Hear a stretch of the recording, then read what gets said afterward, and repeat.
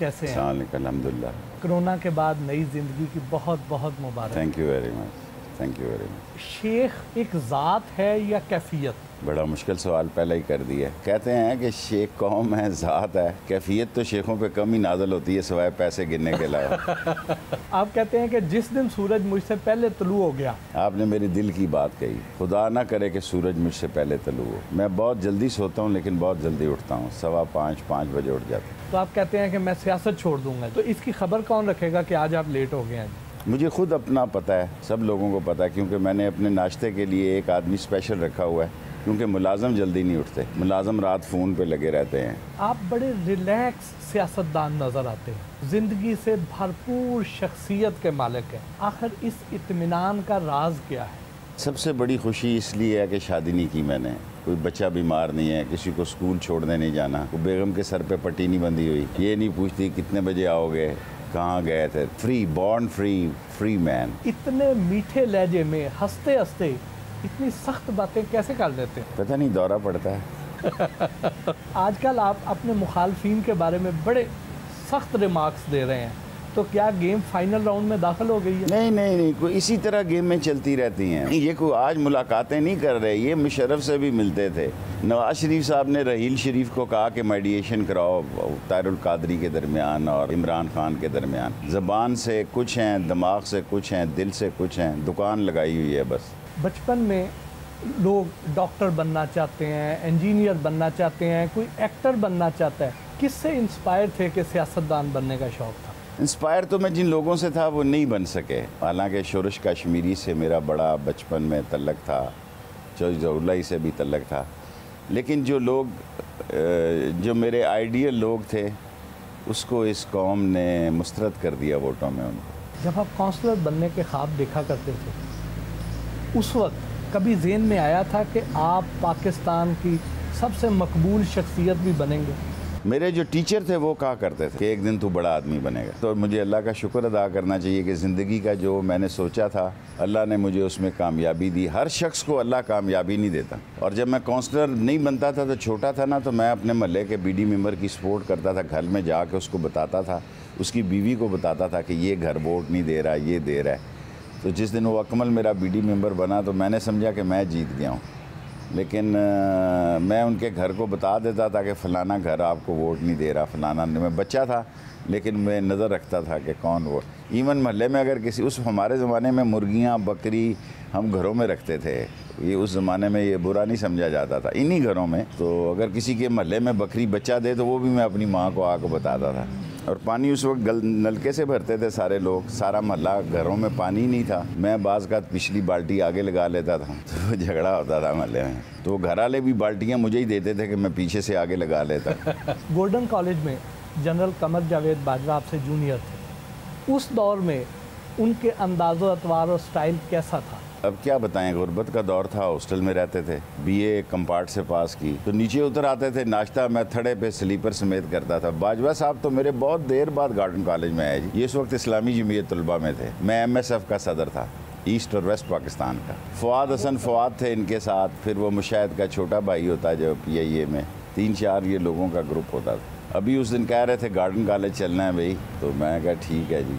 पाकिस्तानी सियासत में वो कौन से लोग हैं जिनकी गोल्डन कॉलेज के दौर से ही आपके साथ सियासी दोस्तियां या दुश्मनियां चली आ रही हैं? एक्चुअली तो मैंने सियासत पॉलीटेक्निक से की ना जी। पहले मैं पॉलीटेक्निक में गया, वहाँ का मैं नायब सेक्रेटरी जनरल बना, फिर नायब सदर बना। फिर 6 नवंबर 1968 को मैंने अयूब खान के ख़िलाफ़ तहरीक चलाई। पहला जुलूस ही मुझ पर गोली चली और हमारे एक नौजवान हमीद शहीद हो गया, पिंडी गेव वाला। फिर मैं कोर्ट मार्शल हो गया मेरा, मुझे मार्शल कोर्ट में 1 साल कैद हो गई बामशक्कत। तो फिर तो पॉलीटेक्निक में रहना फजूल था, मुझे फिर ब्लैक लिस्ट कर दिया गया। फिर मैं घर आया, उसके अगले दिन मैंने फिर जुलूस निकाला, फिर गोली चल गई कमेटी चौक में। अमीन और 2 मेरे महल्ले के लड़के। सो मैं सुबह 8 या 9 नवंबर को 2 लाशें और महल्ले में लेके आया और मेरी गली में ही 5-6 लाशें हो गई। तो इस तरह बस फिर मैंने धोखे के साथ गार्डन कॉलेज में दाखिला ले लिया। एक महमूद साहब थे, उन्होंने मेरा करा दिया।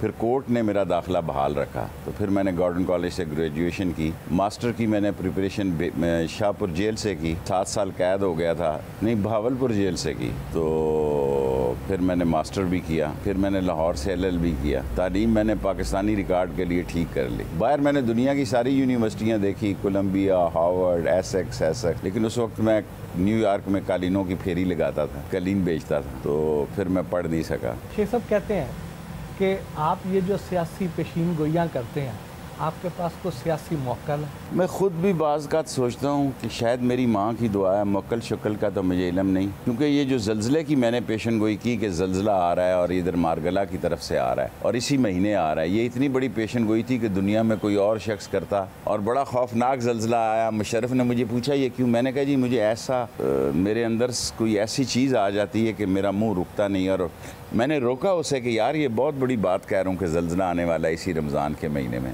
लेकिन वो मेरे मुंह से निकल गया और फिर ज़लज़ला उसी रमज़ान के महीने में आ गया। उस दिन के बाद मेरे इलाके जो है ना जी, एक हल्का मेरा मुझे मुर्शद पाक कहता, दूसरा पिंडी बॉय कहता, मुशर्रफ कहता था 6 में से इसके 3 फायर ठीक लग जाते हैं। लोग आपकी पेशीन गोइयाँ जितनी मज़े ले लेकर सुनते हैं, उनमें से जब कोई गलत हो जाती है, मैं कोई पॉमिस तो नहीं हूँ, लेकिन लोग उसको सीरियस ले लेते हैं, विच इज़ रॉन्ग। उसको तज़िये में लेना चाहिए, कोई पीर फ़कीर का कहना नहीं है, वो एक गुनाहगार इंसान की सोच है। क्या इन्हीं पेशीन गोइयों की वजह से आप अपने आप को टीवी की सबसे बड़ी पार्टी समझते हैं? फैसलाबाद में प्रेस कॉन्फ्रेंस की है, 12 करोड़ पे गई है, 14 करोड़, 12 करोड़, आजकल तो डेटा एकदम निकल आता है, लेकिन कोई 4-5 करोड़ से कम नहीं होता मेरा प्रोग्राम। तो फिर सबसे पार्टी तो मैं ही हूँ बड़ी, इनके तो लाख को टच नहीं करते। अभी नवाज शरीफ साहब ने प्रेस कॉन्फ्रेंस की है, खिताब किया है, 68 लाख कुल रेटिंग है उनकी।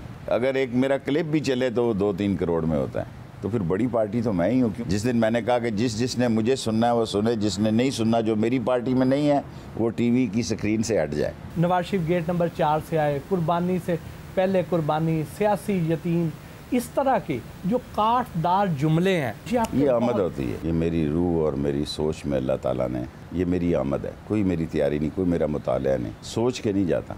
लेकिन शुक्र है अभी तक मुंह से कोई बकवास नहीं निकली जिसका मुझे कोई बहुत बड़ी कीमत देनी पड़ जाए, वरना कई लोगों को मैंने टीवी पे गाली देते हुए भी सुना है। जब आपने अपनी पॉलिटिकल पार्टी बनाई तो उसका एंड गोल क्या था? वज़ीर-ए-आज़म? यही नहीं, वो तो मैं बनाना नहीं चाहता था। पार्टी मैंने इसलिए बनाई कि मुशर्रफ ने मुझे सेक्रेटरी जनरल बनाया। चौधरीज़ ने कहा कि हमें ये सेक्रेटरी जनरल कबूल नहीं है, हमें मुशाहिद हुसैन सेक्रेटरी जनरल चाहिए। मैंने इनको कहा ये छोड़ जाएगा, मैं आपके बाप का साथी हूँ और आपकी वालदा मेरी वालदा बनी हुई थी, उनका मैं बेटा बना हुआ था, तो आप ऐसे ना करें। मैंने इनके साथ 3 मीटिंग्स की, लेकिन इनका फाइनल कहना यह था कि शेख साहब हम आपके साथ बतौर जनरल सेक्रेटरी नहीं चल सकते। फिर मैंने चौधरियों को कहा मैं पार्टी बनाऊंगा, होगी 1 सीट की, लेकिन पाकिस्तान की सबसे अहम पार्टी होगी, क्योंकि मैंने तो प्राइम मिनिस्टर बनना नहीं है। क्या वजह थी? क्या वो आपकी हक गोई से डरते थे? उनके लिए मैं कत्ल के मुकदमे में आया, मैंने कोई कत्ल नहीं किया था। कम चौधरी ज़हूरुल्लाह की वजह से मैं कड़ियाँ वाला 302 में इतना अरसा गलता रहा, सड़ता रहा। ये मेरा बिल्ला है जी, जब मैं आता हूँ तो आता है। अच्छा आपको तो वैसे भी जानवरों का बहुत शौक है, आपने तो बहुत से पालतू जानवर रखे हैं। बहुत सारे जानवरों से मुझे मोहब्बत है। मैं शिकार का गोश्त भी नहीं खाता, वैसे तो हलाल है, लेकिन मैंने आज तक शिकार का गोश्त नहीं खाया। मैं जुल्म समझता हूँ, गुजरांवाला में लोगों की लाइन लगी होती है इतना सा चिड़ा खाने के लिए। दुम्बा खाओ जो खाना है, तो मेरी तरह उनका पेट है गुजरांवाले में और चिड़े इतने खाते हैं ज़रा से। आप अपनी वालदा के बहुत करीब? बहुत। उनकी कौन सी यादें हैं जो सारी एक पल की? बाप के साथ तो मुझे कोई अटैचमेंट नहीं थी, सिर्फ और सिर्फ माँ। बाप को मैंने लिफ्ट ही नहीं कराई उसकी ज़िंदगी में, पैसे भी मैं माँ से लेता था। हम 11-12 भाई थे, उसको ये खौफ था ये रात को किसी बच्चे का गला ना दबा दे।